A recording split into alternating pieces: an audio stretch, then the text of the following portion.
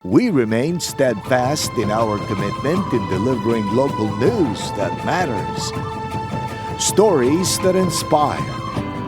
Enriching the lives of Filipinos in the Philippines and across the globe. This is your GMA Regional TV. Buong puso para sa Pilipino.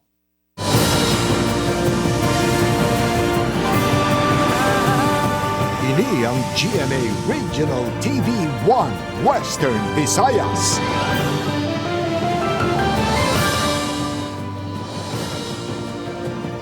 Mayong hapon ini ang 1 Western Visayas, masaligan sa saransang kapaturan kang wala sang ginadampigan. Ako si Gertrude Charlatan. Magadulong sa inyo sang pinakadako kag komprehensibo nga mga balita sa Kabisay ang nakatungdan. Caitlin Revilla, live sa GMA Iloilo Station. Kako naman yung kapuso Eden Priatos live, ikan diri sa GMA Bacolod Station.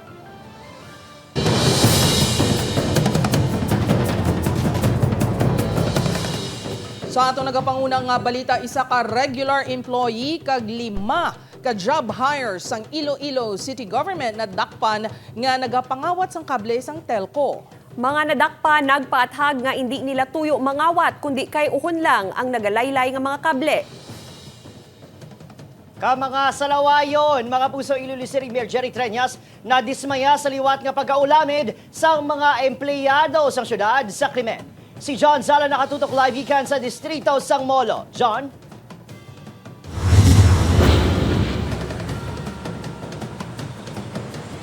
Jert, Kate, Adrian, daw kada simana na lang kung mag-init ang ulo ni Iloilo City Mayor Jerry Treñas bangod kung hindi gani maulamid sa issue. Nagakaulamid naman sa krimen ang pila ka mga empleyado sang Iloilo City Government. Gani paandam sang alkalde, hindi ini magpangduwa-duwang aksyon sa obra ang mga empleyado nga nagahimo sang hindi maayo. Resign o kun kaso. Ini ang pamahog ni Iloilo City Mayor Jerry Treñas sa 5 ka mga job hire employees kag isa ka regular employees ang Iloilo City Engineers Office. Ang mga natungdan nga empleyado nadakpan sa isa ka telecommunications company nga nangawat sa ilang main copper line sa bahin sang Molo. Ayawa na. Kagabi pa lang inatagan ko sila. Opsyon. Resign sila. Subong adlaw. Dayon. O pailan ko sila kriminal kag administrative. Budlay, kung ginabantayan mo iban, nasun ang ara galay ang malandayan, aras kilid mo. Suno sa City Engineers Office, ginsapol na nila ang mga natungdan ng empleyado kag kainas ang aga insigida nga ginkakas na sa obrang 5 ka mga job hire employee. Samtang ang regular employee naman ang mag-aapilar pa sang iyabahin apisar nga ginparisay na sang alkalde. Apang pagklaro sa mga ginreklamong empleyado, wala sila sang tuyo nga kawaton ang kable sang telco. Ginako Manila sir ang nga ginkuha nila ang wire dito kay nagasabad kuno sa dalan. So ang kuan ko lang sa ila nga ginkuha nila ang wire nga hindi amon. Ang rason daya kung hindi amon dapat wala nila ginkuha. Sang ginpamangkot man ni Herasmia ang mga natungdan kun diin nang mga kable sang kuryente, ila ginrason nga ginhaboy nila ini. Apang suno kay Herasmia, tigayon nga na-recover man ang kable sa mga natumod nga empleyado. Dugang pa sini ang duty sa mga natungdan ang yara sa diversion road kag wala man sa ila schedule ang distrito sang Molo. Gani palaligban sa karon kun nga nakalabot na sa area ang mga ini. Actually kagapon wala ko may ginhatag nga ruta dira nga mga barangays or dira nga barangays. Nakalabay lang gid sila siguro nga ang ginhimos nila ang wire.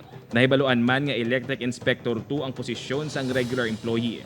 Paayag pa ni Herasmia nga ini ang labing una lang ation nga naulamid sa pagpangawat sang kable ang ilang mga tinawo kag isolated case lang ang natabo. Jert, naandanta nga sa mga amo sini nga cases may ara sa ginatawag nga due process. Ganigin pamangkot ang opisina sang City Engineers Office kaina kun bala may proseso pa antes nga kakson sa obra ang 5 ka mga job hire employees. Galing ang ilang sabat naman sa aton, klaro nga pagpangawat ang ginobra sang mga natungdan nga empleyado. Gani pinal ang desisyon nga kakson sila sa obra. Sa bahin naman sang regular employee, sarang ini sa gihapon nga makaapilar sa pagparesign sa iya sang alkalde. Jert? Madamong ganyang salamat sa detalye, John Sala.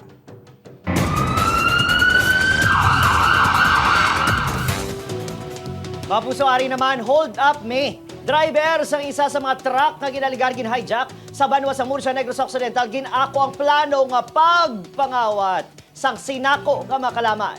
Nakatutok kay Lynn Pedreso.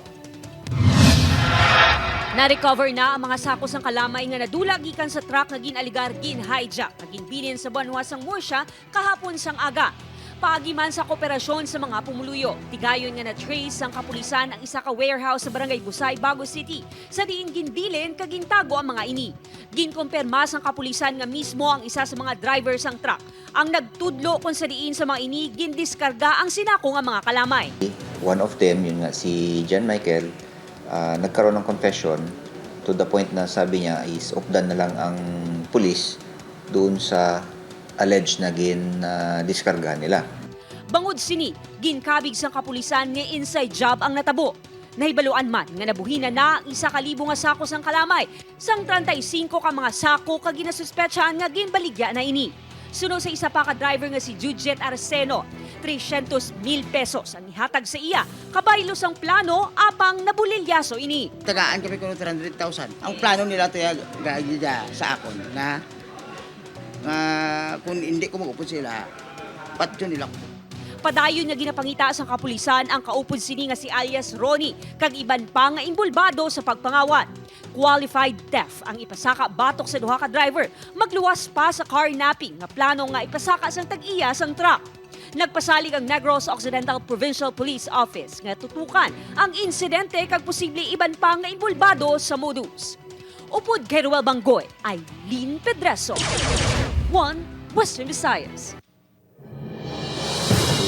Iloilo City Government nakabaton sa mga reklamo sa mga pasyente nga ginapahayag naka-eksperyensya sa hospital detention. Ini ang gintutukan ni Kim Salinas.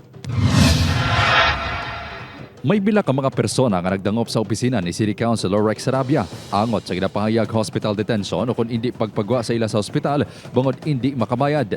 So no siya 1 week ko no siya lang na-detain sa hospital. So nagdako ang ilang na bill bangod sa ina. So on average siguro 1 day, 2 days, siguro 3, pero ang longest nga nabatian mo is 1 week. Nakaistorya sa team ang pila ka mga pasyente nga naka-eksperyensya man sa kabudlay sa pagkuha sa ospital bangod sa kapigaduhon. Nabudayan kami pag admit ang asawa ko. Nabudayan kami may kwarta mo tayo nag-kuhan eh. Kaya pa duro kung gawa nga kuhan ka ospital balao nga di ka basta-basta makagawa kung kuhan eh.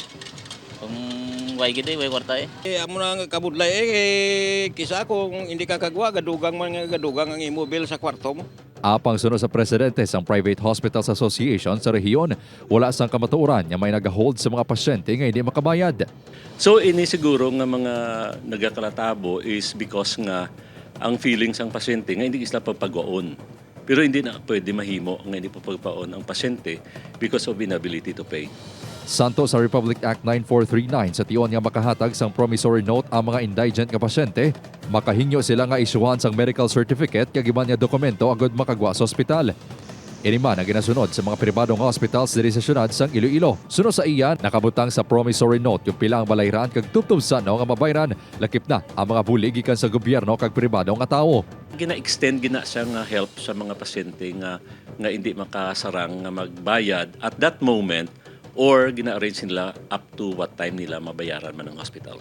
Ang pag-detain sa mga pasyente sa sulod sang ospital ang ginakabing nga paglapas sa layi kag pagapinahan sang 20,000 pesos apang hindi magsobra sa 50,000 pesos. Upod kay Romel Porquia, Kim Salinas, 1 Western Visayas. 32% na kompleto ang 200 million pesos nga housing project sang National Housing Authority 6 kag Iloilo City Government para sa informal settlers sa syudad sang Iloilo. Iniamo ang 4 ka building nga may 240 ka mga unit sa Barangay San Isidro, Haro. Ang tag sa ka unit ang nagatakos sang 24 square meters para sa isa ka magpamilya. Kompleto man ang unit sang banyo, lababo kag iban pa nga kinahanglanon. Mangin benepisyaryo sang ini nga proyekto ang mga naapektuhan sang infrastructure project sang gobyerno. Gininagurahan ang proyekto sang nagligad nga tuig kag ginsuguran ang konstruksyon sang Mayo. Ginatanaw nga matapos ang proyekto sa masunod nga tuig. This would greatly help, first of all, the families affected by the government infrastructure projects of the city of Iloilo. And of course, this is a commitment of NHA as partner of Iloilo City. Mapuso samtang sa Bacolod City naman sa Bailo kunong Isaylo sa Burgos, mga wala nagabutan sa raffles ang pwesto sa Bacolod Central Market. Nagahingo nga Isaylo sa mga bakanteng espasyo sa mismo nga merkado. Yaring balita nga aton gintutuka. Daw kaangay nga natakluban sa kalibutan ang manugbaligya sa isda diri sa Central Market kasi Jennifer pagkatapos wala ini nagabutan sa raffle para sa pwesto sa renovated fish section. Delikada na inikuno sa merkado gani hindi sining mabaton nga pahalinon na sila. Nakibot lang kami ya, pagkuha na mo niya, wala gidya mo niya. Dugay-dugay na kami nga manugista. Nakapag-graduate na ako estudyante ko, 2 ka bilog, wala pa ko ngalan. Baby, pa ko ginadayaper ko sa iloy ko. Nanay ko 76, so ay kakwa. Sa report sa Bacolod City LGU, nagagwa nga binula na ini nga wala sa iya pwesto. Kaya ni Jennifer, si Rochi, nga masobra 30 years na sa Central Market, daw kaangay nga na-kick out bangod, wala man nagabutan ang pangalan. Mga membro nila nang recruit sila pero hindi man manug isda. Ang mga naga-sidewalk na bala nga makita nyo nga baliya mga green shell, mga kasag-kasag halin sa talisay, intangwa na nila. Sunod sa presidente sang Vendors Association, sa 104 kapangalan 90 lang nagabutan sa raffle. Ginaaligar nga kapin 16 sa mga napili, mga pangayaw.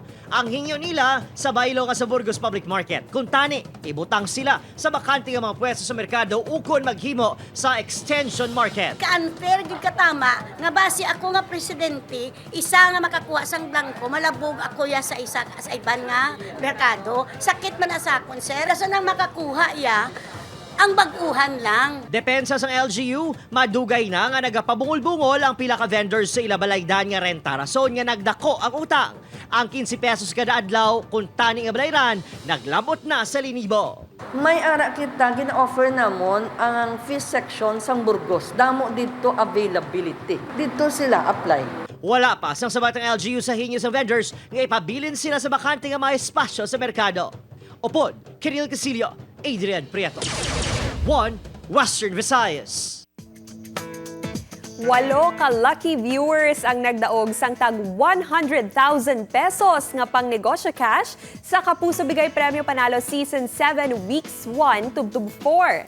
Sa mga wala paginpalad, hindi magdulaan sang paglaom bangod ang pagpadala sang entries tubtub pa sa October 13, 2023. Ganun may chance pa nga magdaog sang cash prizes sa mga masunod nga semana. Kag house and lot naman sa grand draw.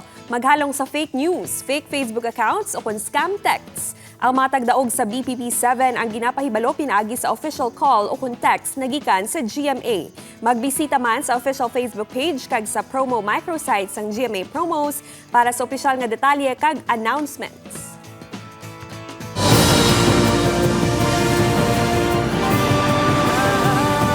Ini ang GMA Regional TV 1 Western Visayas.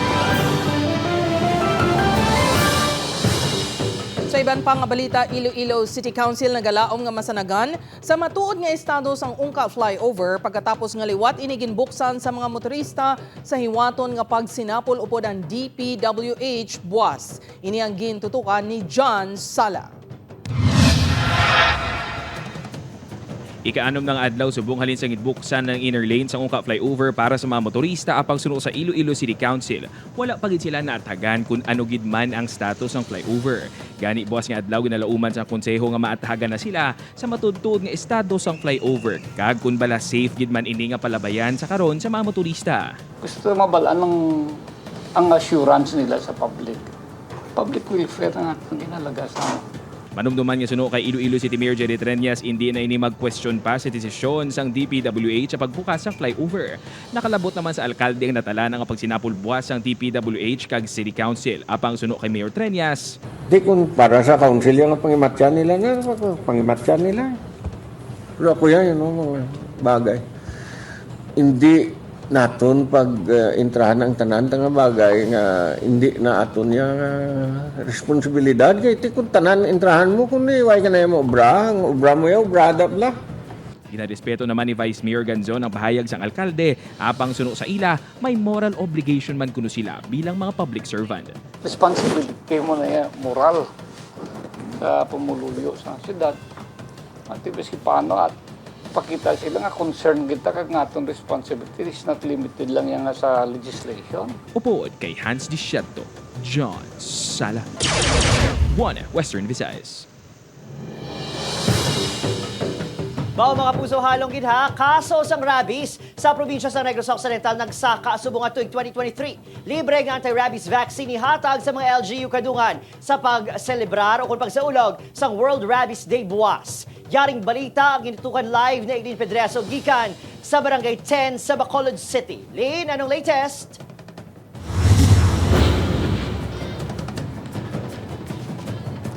Adrian, padayon nga ginatutukan sa Provincial Veterinary Office ang pagsaka sang kaso sang rabies sa probinsya. Ginkumpirma sang Negros Occidental Provincial Veterinary Office nga 13 ka mga kaso sang rabies ang nalista sa probinsya subong nga tuig. Mas mataas ini kuning kumpara sa napulo ka mga kaso nga na-record humalin sang Enero, tubtub Agosto sang nagligad nga tuig. Pero nagtaas siya. Ang ido nga nakakagat kay nagluya, ginikat ng iya nga ulo pag gini-examine sa laboratory nato. So it turned out positive. Ang 17 anyos nga si Charity nakagat sang ido kag ginbakunahan sang anti-rabies vaccine. Ginkagat kuno ini sang layaw nga ido samtang yara sa gwa sang ila nga balay. Tapos naabi aguro may hasang pa ko nga ginakaptan o kung nasimutan niya akong kamot nga langsa. Tigin nakibot o gingulpi ya kagat. Paglantaw, abi ko wala lang. Paglantaw ko perti ng dugo kag dako ang gisi kayo. Gilayon sini nga ginhugasan sang tubig ang pilas kag nagpadulong sa sentro. Pag-ako ni Charity, ginkulbaan ini matapos nga ginlangaang matapos makagat sang ido. Ginabisuhan man ini sa sentro nga bantayan ang kondisyon sang ido. Nagpasalamat man ini nga wala man nagluya o kung napatay ang nasambit nga ido. Samtang kadungan sa selebrasyon buwas Setyembre 28, magapanghatag sang libre nga anti-rabies vaccine ang PVO sa mga LGU sa probinsya. Iniagud mas mabadamo pa ang mga ido ang mabakunahan kag mapaiway ang pagtaas pa sang kaso sang makamamatay nga rabies. Samtang magapatigayon sang libre nga pagpangkapon kag rabies vaccination sa mga ido ang local government unit sa Uton, Iloilo buwas nga adlaw, Setyembre 28. Halin alas 8:30 sang aga, tugtong alas 3 sang hapon sa Mako Office sa Barangay Poblacion East. Kabahin man sa World Rabies Day celebration, magapatigayon man buwas ang Office of the City Veterinarian sang libre nga spray kag neuter para sa mga hinuptanan sa mga City Hall employees sa Iloilo City. Hiwaton ang aktibidad sa opisina sang City Veterinarian.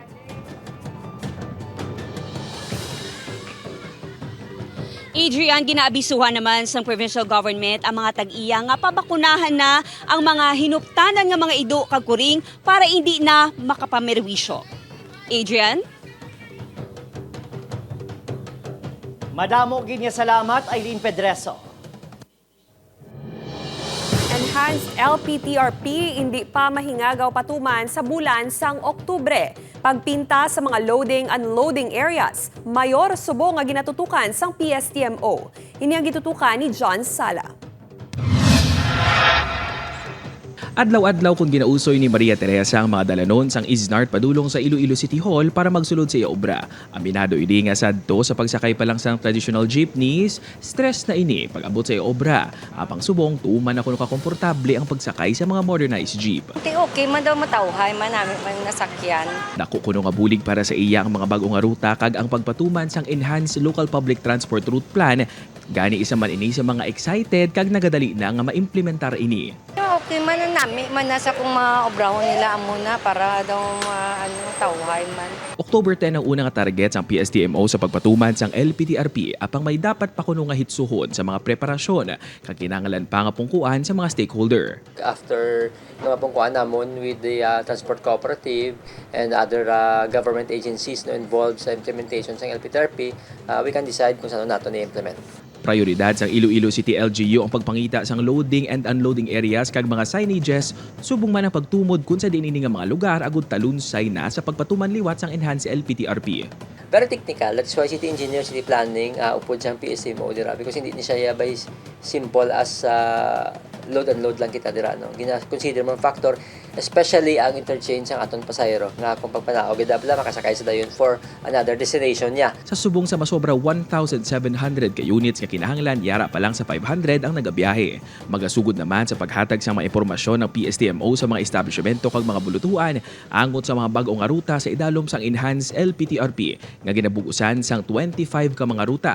17 ang rationalized routes, 7 naman ang developmental routes kag isa ang enhanced new developmental route. Samtang wala pa naaprubahan ng LPTRP sang probinsya, magapabilit sa gihapon ng daan nga ruta sa mga first town jeepneys nga nagasulod sa syudad sang Iloilo. Upod kay Hans Discierto, John Sala. 1 Western Visayas. O sir, surrender ka na kuno, lalaki nga ginaligar, nagpanghurikap sa isa ka estudyante nga minor de edad sa sulod sang ginasakyan nga jeep ginapangita na sang BCPO. Yaring balita nga aton gintutuka. Sa siningadalan malapit sa Police Station 6 sa Barangay Takuling na naog ang ginaligar lalaki nga nagpanghurikap sa minor de edad sa sulod sang ginasakyan nga jeep. Ang ini nga nawo ang target karon nga makilala sang tagpamuno sang Bacolod City Police Office. Sinasamantala nila yung kahinaan ng babae. Sumakay lang, hipuan mo, gaano mga yan. Malaman ko pa't nakahuli ako niyan, putulan ko na kamay mga yan. Nananawagan ako sa tao na yan. Sumurrender ka sa akin. Ginalimot karon sa kapulisan sa Police Station 1 kay Police Station 6 ang mga CCTV sa diin na naog ng lalaki. Agud mahibaloan ang identity sini kag mapasakan sang kaso sa Women and Children Protection Desk bango sa trauma nga gindulot sini sa ginapahayag biktima nga minor de edad. Minor de edad pareho sini, very vulnerable sila. So kung magpuli sila, dapat may upod silang classmate nila, kung barkada. But at least kung may maghimos ng subong sini, immediately makareport sila. Ginapanawagan man sa kapulisan sa iban pa nga posible na biktima man sa suspect. Ginasiker man sa kapulisan ang Rogue Gallery kung may mga daan nga kaso sang pagpangabuso ang ginatumod nga lalaki. Samtang, prioridad nga mapaidalom sa psychological first aid ang biktima nga minor de edad. Para sa awareness man sa mga estudyante, kag para gin-post ang itsura naman sa Facebook mo, kay para makita man bala sa mga estudyante, kung makita nga muna ang persona, naman likawan nila dayon. Gintake ko lang sang video. Kay do na kubala na kulbaan ko, gapangorog ko, lako kabalo sang ubrahon ko. Na-chatan ko ako ng mga friends. Dasig sa makita. Wala kay para hindi na siya makabiktima sang iban pang students. Ginapanugyan na naman ang mga kabataan nga maghalong kag hindi magduha-duha nga mangayo sa mulig sa tion nga abusuhan sang mga makabig sexual offender. Upod, Kirill Casillo, Adrian Prieto. 1 Western Visayas.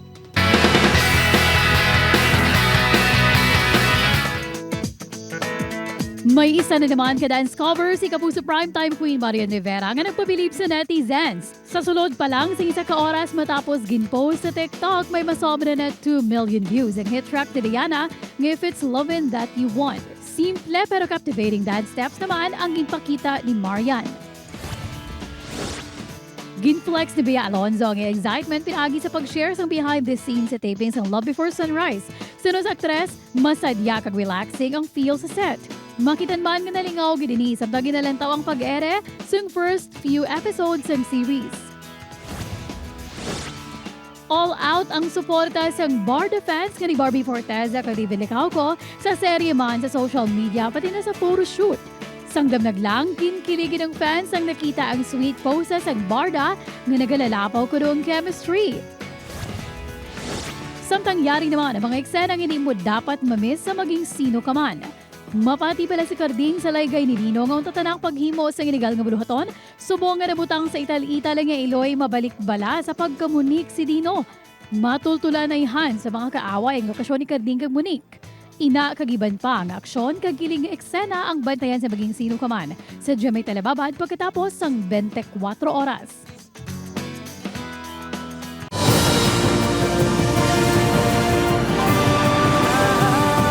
Ini ang GMA Regional TV 1 Western Visayas.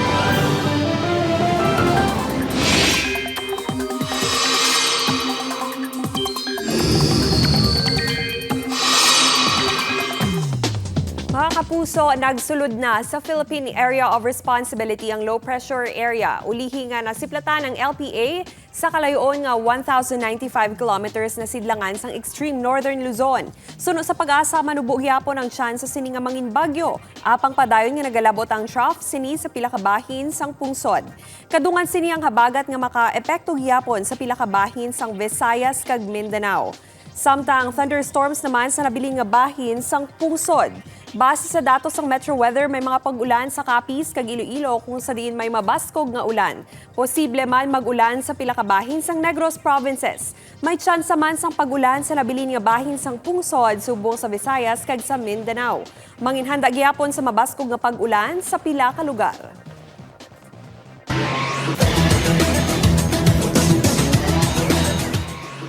Kapuso sa Diana, ginbuksan sang Emilio Aguinaldo College Generals ang ila kampanya sa NCAA Season 99 Men's Basketball Tournament sa positibo nga pamaagi. Ini matapos ginluto sang Generals ang University of Perpetual Help System Dalta Altas sa scoring of 75-67. Nagpanguna sa kadalagaan sang Generals ang best player of the game nga si JP Maguliano nga nakatigayin sang 24 points, 10 rebounds kag 2 ka blocks. Samtang sa subong nga mga tinion, padayon naman ang hampang sa tunga sang defending champion nga Colegio de San Juan de Letran Knights kag sang Lyceum of the Philippines University Pirates. Ang hinampang sa NCAA Men's Basketball ang malantaw kada Martes, Miyerkules, Biyernes, Sabado kag Domingo sa GTV kag sa live streaming sang NCAA Philippines sa Facebook.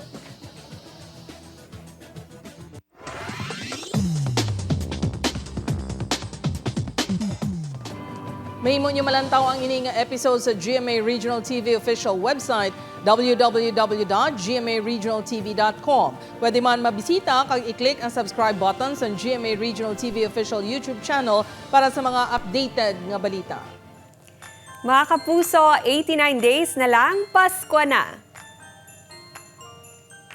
Kag sa aton mga kapuso diri sa Western Visayas kag subong man sa aton mga kapuso abroad. Madamo gid nga salamat sa padayon nga pagtutok.